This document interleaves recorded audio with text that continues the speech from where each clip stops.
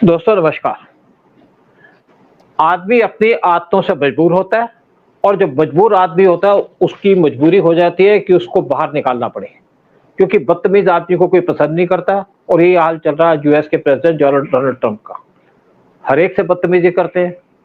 Zelensky से कर ली, south Africa के प्रेसिडेंट से कर ली, इंडिया से भी बदतमीजी करने की कोशिश की। इवन ब्राजील के प्रेसिडेंट से उन्होंने बदतमीजी से बातें की और सबसे बदतमीजी से डील कर रहे हैं। और इस टाइम पे ना उनको पसंद कर रहा कोई, ना उनसे बात करना चाहता, ना यूरोप में। अब जब यहाँ पे एक मीटिंग हुई जेलेंस्की के साथ और यूरोपियन कंट्रीज के बीच में, तो उसके बाद जो फ्रेंच प्रेसिडेंट है उन्होंने पीएम मोदी से बात की, क्योंकि ट्रंप बात कर रहे थे इंडिया को आइसोलेट करने की। तो जो फ्रेंच प्रेसिडेंट है उन्होंने पीएम मोदी से फोन पे बात की। उन्होंने कहा अगले साल हमारी कंट्री के अंदर G7 बनाई जाएगी, मीटिंग होगी, तो आप उसमें आइएगा और मुझे प्रमोट करिएगा हमारी प्रेसिडेंसी को। साथ में कहा अब उससे अगले साल 2026 के अंदर एक ब्रिक्स की मीटिंग भी होगी और हम आपको सपोर्ट करेंगे। यानी कि फ्रांस हमको ब्रिक्स के अंदर सपोर्ट करना चाहता है और ट्रंप को अपोज करना चाहता है। ट्रंप का जो एटीट्यूड है, जो इंडिया पे बार बार टैरिफ की बात कर रहे हैं, उससे ट्रंप की हालत खराब है। ट्रंप नर्वस हो चुके हैं। और इस टाइम पे हमारे फॉरेन मिनिस्टर एस जयशंकर वो रशिया के अंदर गए हैं। तो वहां से एक जर्नलिस्ट ने उनसे पूछा कि आप क्या कहना चाहते हैं जो ट्रंप को आपको टैरिफ की बात बात धमकी देता है और यूएस की जो पॉलिसी चल रही है इंडिया के खिलाफ। उनका जी मैं किसी इंडिविजुअल पे कमेंट नहीं दूंगा, लेकिन हाँ जहां तक उनकी बात चल रही है टैरिफ के ऊपर, मुझे समझ नहीं आता कि हमारे पे टैरिफ क्यों लगाना चाहते हैं। क्योंकि सबसे ज्यादा ऑयल लेता है रशिया से तो वो लेता है चाइना, उस पर टैरिफ ही लगा रहे। और सबसे ज्यादा ऑयल और सबसे ज्यादा जो गैस लेता है या एनर्जी लेता है वो लेता है ईस्ट यूरोप, यूरोपियन कंट्रीज, उस पर भी टैरिफ की बात नहीं है। और बहुत सी कंट्रीज तो उनसे और भी सामान लेती हैं और उन पर भी टैरिफ की बात नहीं चल रही। लेकिन इन चीजों का हमारे पे फर्क नहीं पड़ता।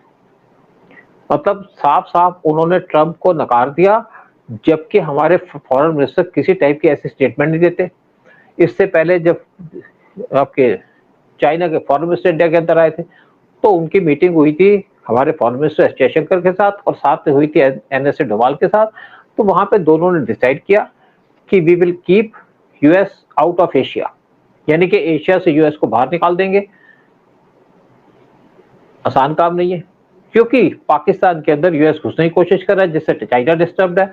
और चाइना तो पहले घुसा पाकिस्तान के अंदर, लेकिन जब से यूएस घुसा है उसने तो हमारे जो पहलगाम के इंसिडेंट है उसके पीछे कहा गया यूएस का हाथ है। क्योंकि यूएस की डेलीगेशन पहले वहां विजिट की थी, फिर सिंदूर ऑपरेशन के बाद भी जो यूएस का एटीट्यूड है, जिस तरीके से सैंक्शन लगाने की बात की जा रही है इंडिया के ऊपर, इंडिया उससे नाराज है और हम यूएस के सैंक्शन को तो झेल लेंगे, कोई बात नहीं है। और तीसरी बात है कि जहां तक हम बांग्लादेश की बात करें, बांग्लादेश की जो गवर्नमेंट को रिमूव किया गया था, जो लेजिटिमेट गवर्नमेंट थी, उसको रिमूव किया गया था बाय डीप स्टेट। और अब जो मोहम्मद यूनिस की इलिजिटिमेट गवर्नमेंट है उसको भी ट्रंप सपोर्ट कर रहे हैं। फिर म्यांमार के अंदर घुसने की बात चल रही है, जिससे चाइना को बहुत ज्यादा नुकसान है, यानी कि म्यांमार और बांग्लादेश की वजह से। तो इसी इश्यू पे बात करते हुए हमारे साथ उदय शंकर पानी जी।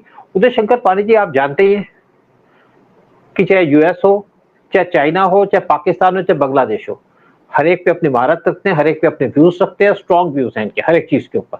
चाहे किसी को सपोर्ट करें, चाहे किसी को अपोज करें, लेकिन पीछे में जो इनका मोटिव होता है वो होता है नेशनलिज्म। तो उदय शंकर पानी जी, जो आज एफर्ट की जा रही है इंडिया और चाइना के द्वारा कि यूएस को किक आउट एशिया से कर दिया जाए, यानी कि बाहर निकाल दिया जाए, क्या कहेंगे इसके ऊपर? सर, मैं पूछना चाहता हूं कि डोनाल्ड ट्रंप को क्या समझ नहीं आ रहा कि मोदी जी की आज इम्पोर्टेंस क्या है ग्लोबली।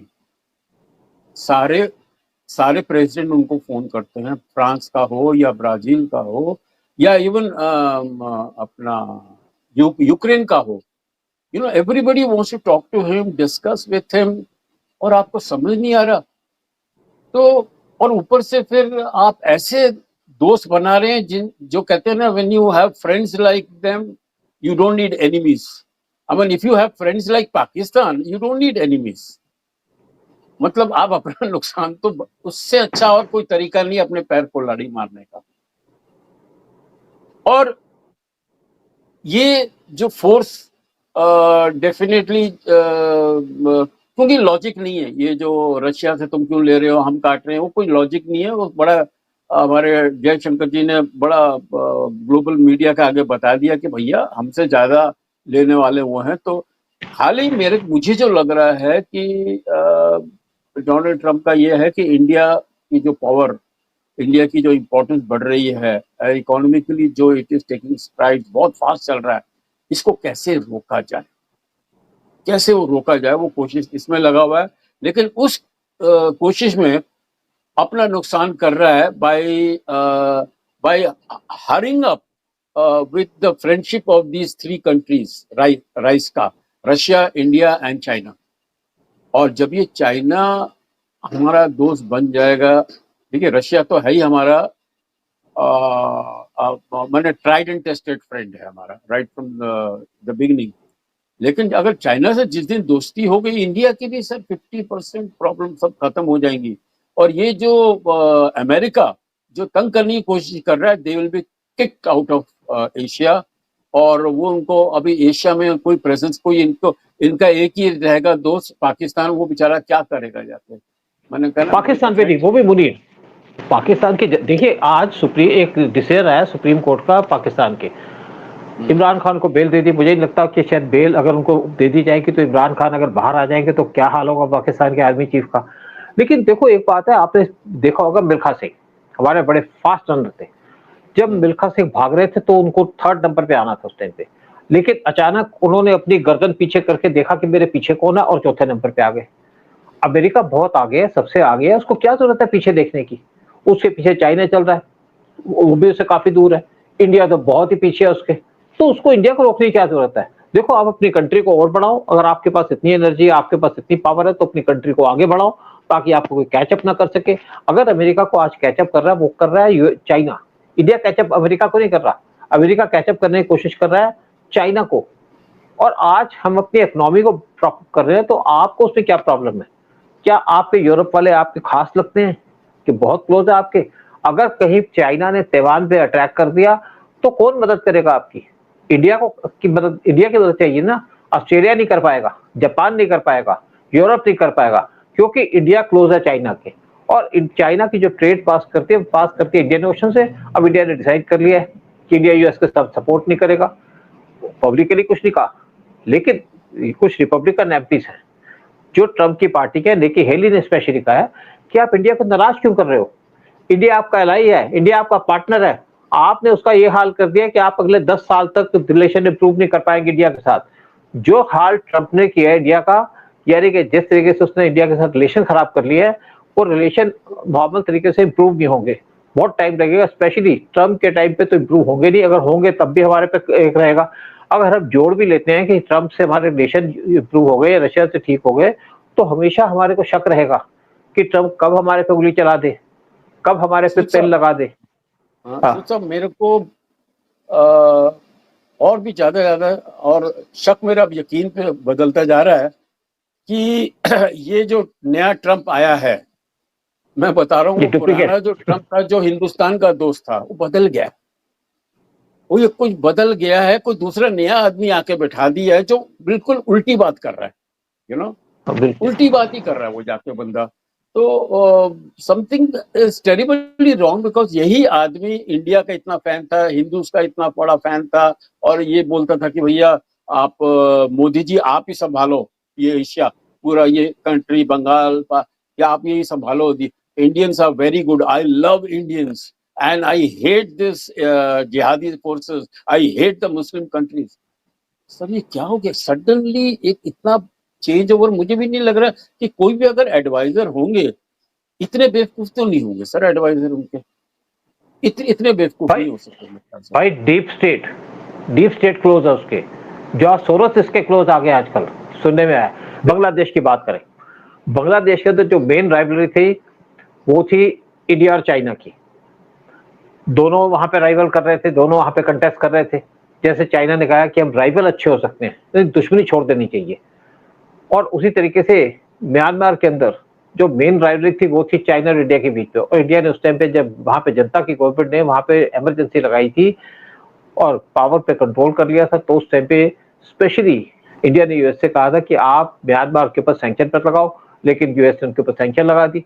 ये सैंक्शन लगाने से फर्क ये पड़ा कि वहां पे चाइना ने कंट्रोल कर लिया और इस टाइम पे चाइना पूरे कंट्रोल में था म्यांमार के अंदर, जिससे इंडिया को भी नुकसान हुआ। लेकिन लेटली जो डेवलपमेंट हुई है, जहां पे म्यांमार के अंदर चाइना के साथ साथ घुसने की कोशिश की यूएस ने, उससे पूरा का पूरा बैलेंस खराब हो गया उस रीजन का। यानी कि अब रिकन स्टेट को यूएस सपोर्ट कर रहा है, जिससे चाइना ने इंडिया से कहा है कि आप हम मिलकर रहें ताकि ये यूएस की एंट्री यहाँ पे बैन कर दी जाए। तो इंडिया ने भी उसको एग्री कर लिया है और जनता गवर्नमेंट जो वहां पे या मिलिट्री वो वहां पे डिस्टेंस पे थी, वो इस टाइम पे ऑफेंसिव हो गई है दोबारा से और चाइना ने उनको आर्म्स एमुनिशन देने शुरू कर दिए और इंडिया भी उनको सपोर्ट कर रहा है, क्योंकि हम नहीं किसी तरीके से चाहते कि अमेरिका हमारे क्लोज आए, चाहे पाकिस्तान हो, चाहे चाइना हो, चाहे बांग्लादेश हो। और इसी तरीके से बांग्लादेश के अंदर पहले तो चाइना का इन्फ्लुएंस था, इंडिया का भी इन्फ्लुएंस था, हम कम्पीट कर रहे थे एक दूसरे के साथ। लेकिन जब से अमेरिका घुसा है तब से मोहम्मद यूनुस ने इंडिया को थ्रेट करना शुरू कर दिया था और उस थ्रेट की वजह से हमारे को सिक्योरिटी के कंसर्न्स भी आ गए थे। लेकिन लेटली जो डेवलपमेंट हुई है बांग्लादेश के अंदर, बेसिकली आज जो सिचुएशन है बांग्लादेश के अंदर, वहां पे चाइना और इंडिया एग्री कर गए हैं कि America should be kicked out, क्योंकि अमेरिका ने बांग्लादेश के थ्रू एक कॉरिडोर बनाई है रिकने आर्मी को सप्लाई करने की और अब चाइना ने डिसाइड कर लिया है कि हम यूएस को आउट कर देंगे बांग्लादेश से। इंडिया का इसमें कोई रोल नहीं होगा, रोल होगा चाइना और यूएस का, जो वहां पे लड़ाई करेंगे। एक और बात थी कि यहाँ पे सेंट मार्टिन आइलैंड थी जिसपे अमेरिका अपनी बेस बनाना चाह रहा था, जब इसको क्लोजली देखा गया कि वो आइलैंड एक कोरल आइलैंड है जहाँ पे बेस बनने का कोई गुंजाइश नहीं है और इस आइलैंड के ऊपर अगर बेस बनाने की कोशिश करता है यूएस तो अपने 2 वारशिप डिप्लॉय कर सकेगा जो सफिशिएंट नहीं होंगे, स्पेशली चाइना को काउंटर करने के लिए। तो इसलिए वो प्लान को डिसोन कर दिया गया और अब यूएस और चाइना आमने सामने आ गए बांग्लादेश के अंदर और इंडिया सिचुएशन को क्लोजली वॉच करेगा कि दोनों क्या करते हैं, करने दो। हम किसी भी तरीके से इस गवर्नमेंट को सपोर्ट नहीं कर सकते मोहम्मद यूनुस की, और इस टाइम पे चाइना भी मोहम्मद यूनुस के खिलाफ आ चुका है और वहां पे बात चल रही है कि दोनों कंट्री के अब बांग्लादेश के अंदर इलेक्शन लड़े जाए बहुत जल्दी, और इलेक्शन लड़ा जाएगा तो कौन जीतेगा कौन हारेगा बात अलग है, लेकिन स्पेशली मोहम्मद यूनुस बाहर हो जाएगा और ट्रंप को अगर जरूरत पड़ेगी कल ताइवान के खिलाफ लड़ने की तो इंडिया उसको कभी भी सपोर्ट नहीं करेगा, क्योंकि ट्रंप ने अपने रिलेशन इतने खराब कर दिए हैं इंडिया के साथ कि उसको ट्रैक पे लाना मुश्किल हो जाएगा, स्पेशली अगले 3.5 साल के अंदर तो ये रिलेशन ट्रैक पे नहीं आएंगे। आई थिंक ये जो हिंदुस्तान का दिल जो जुड़ रहा है अपना चाइना के साथ, उसकी वजह से बहुतों का दिल टूट रहा है। जो अमेरिका का दिल टूट रहा है, पाकिस्तान का, वो तो बेचारे बेहोश हो गए बिल्कुल मेरे ख्याल से। और Bangladesh deserves to learn a lesson. I mean उसके लिए कोई माफी नहीं है। मतलब इतना उनको सेव किया, इतनी उनकी मदद की, उनसे बड़ा नमक हराम नहीं निकला कोई देखा हो। तो आई नो उदय एक और बता दूं बात आपको कि अभी बांग्लादेश के अंदर इलेक्शन अनाउंस होने वाले हैं और ये भी लगाया जा रही है फरवरी 2026 में वहां पे इलेक्शन होल्ड किए जाएंगे और खलीदा जिया जो बीएनपी के लीडर हैं उनका बेटा लंदन में और वो वापस आ रहा है वहां पे इलेक्शन लड़ने के लिए। साथ में जो आपकी शेख हसीना की पार्टी है उन्होंने अपना ऑफिस खोल दिया है दिल्ली के अंदर और वो अपनी पॉलिटिकल एक्टिविटी स्टार्ट कर दी है। तो इंडिया कोशिश ये करेगा कि जहां पे इलेक्शन हो तो जिसमें शेख हसीना और की पार्टी अवामी लीग और खलीदा जिया की पार्टी कंटेस्ट करे। अगर वहां पे इलेक्टेड गवर्नमेंट होगी चाहे शेख हसीना की चाहे खलीदा जिया की, तो वहां पे वो काम नहीं होगा जो किया गया था मोहम्मद यूनुस के खिलाफ ये उसके टाइम पे कि हिंदुओं पे मैसेकर किए गए, क्योंकि पॉलिटिकल पार्टी की रिस्पॉन्सिबिलिटी होती है अपने देश को चलाने की, अपनी पॉपुलेशन को सपोर्ट करने की। और शेख हसीना की जो पार्टी है वो तो हमेशा हिंदुओं को सपोर्ट करती है, लेकिन इवन खलीदा जिया की पार्टी के रिप्रेजेंटेटिव इंडिया के अंदर विजिट किए थे और इंडिया ने उनसे इंश्योर किया कि आप इंश्योर करिए कि जितने भी हिंदू हैं उन पे अटैक न किया जाए। और उन्होंने गारंटी दे दी है कि अगर हम पावर में आएंगे तो इंश्योर करेंगे कि हिंदुओं पे अटैक ना हो और जितने भी मिलिटेंट ग्रुप है उनको अंदर कर दिया जाएगा, उनको बाहर निकल नहीं दिया जाएगा या एंटी इंडिया काम करने की परमिशन नहीं दी जाएगी। और अगर वहां पे इलेक्शन होते हैं तो ट्रंप या यूएस वहां से बाहर हो जाएगा, क्योंकि बांग्लादेश बहुत डिपेंडेंट है चाइना के ऊपर, बहुत सा पैसा उससे चाइना को देना है और दूसरी तरफ बांग्लादेश डिपेंडेंट है इंडिया के ऊपर राइस और बाकी चीजों के लिए, ट्रेड और बिजनेस के लिए। और अब वहां पे जब गवर्नमेंट चेंज होगी तो यूएस आउट हो जाएगा और वहां पे इंडिया और चाइना कंटेस्ट करेंगे बांग्लादेश के अंदर, और ये हमारी एक पॉलिटिकल कंटेस्ट होगा, यानी कि राइवलरी होगी, दुश्मनी नहीं होगी। बड़ा जरूरी हो गया अमेरिका का आउट होना भी एशिया से।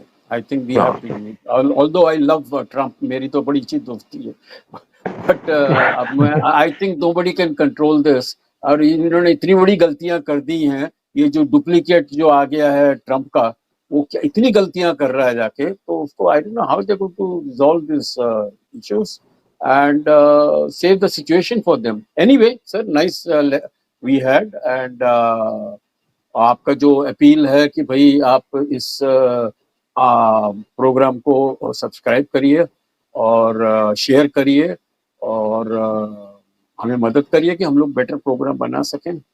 Anyway, thank you so much sir. जय हिंद। Thank you. जय हिंद, जय भारत। जय भारत सर।